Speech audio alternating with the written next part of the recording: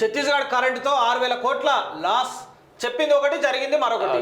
Unit కు 3.90 చొప్పున ఒప్పందము, అన్ని లెక్కలేస్తే యూనిట్ కు 5.64 ఖర్చు. గత బీఆర్ఎస్ సర్కారు అసంబద్ధ నిర్ణయాలతో రాష్ట్ర ఖజానాపై 3,110 కోట్ల అదనపు భారం. ఆశించిన స్థాయిలో జరగని విద్యుత్ సరఫరా, బకాయిల విషయంలోనూ అస్పష్టతే.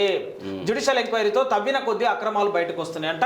మరి ఈ తవ్విన కొద్ది ఎన్ని అక్రమాలు బయటకు వస్తాయి ఏంది? మరి ఈ కరెంటుకు సంబంధించినటువంటి విషయంలో, ఈ లావాదేవీల విషయంలో ఛత్తీస్గఢ్తోని తెలంగాణ రాష్ట్రానికి సంబంధించి మాజీ ముఖ్యమంత్రి కేసీఆర్ ఏమన్నా అరాచకాలు చేసిండా? ఎన్ని కోట్లు ఎత్తుకపోయిండు? ఈ విద్యుత్కి సంబంధించినటువంటి విషయంలో జగదీశ్వర్ రెడ్డికి ఏమన్నా సంబంధం ఉందా?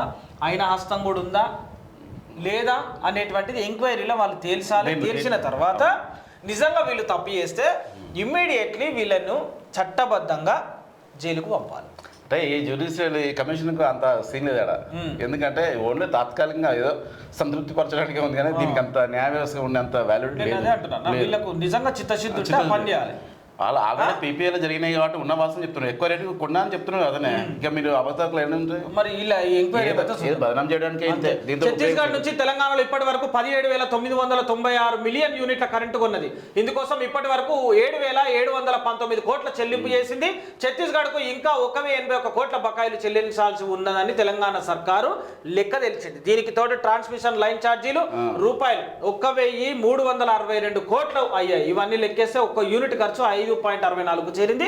ఈ మూడు అంశాలను చూసిన రాష్ట్ర ఖజానాపై దాదాపు 3,110 కోట్ల అదనపు భారం పడినట్లు స్పష్టమవుతుంది. అయితే దీనికి సంబంధించే ఈ ఒకవేళ వాళ్ళు చెప్పింది ఒకటి జరిగింది ఒకటి అని వీళ్ళు తేల్చిరు అంతే.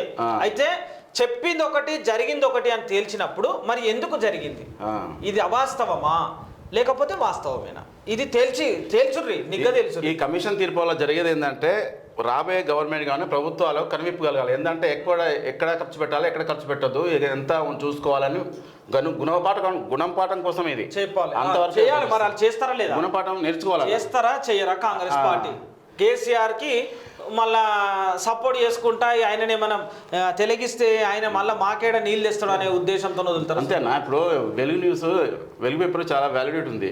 వాస్తవానికి కూడా మరి 6 పథకాల గురించి ఏం మాట్లాడతలేదు కదా. వెలుగు వెలగలేకపోతుంది. వెలుగు ఏం చేస్తుంది అంటే చీకటిని కప్పేటువంటి ప్రయత్నం చేస్తుంది.